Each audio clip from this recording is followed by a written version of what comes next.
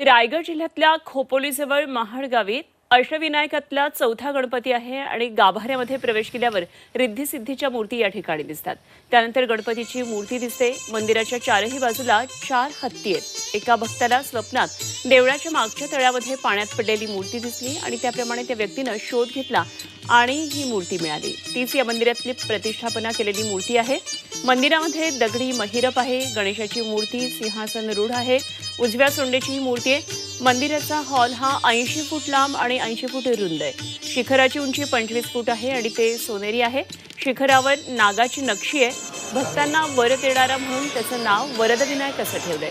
1725 मध्ये इथल्या मंदिराचा जीर्णोद्धार कल्याणचे सुभेदार सरदार रामजी महादेव दिबलकर यांनी केला आणि त्यांनीच पुढे महड गाव विनायकाला अर्पण केलं.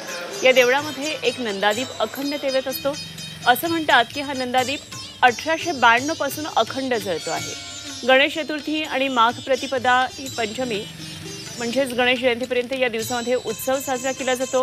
गणेश जयंतीच्या उत्सवामध्ये भाविकांची प्रचंड गर्दी असते.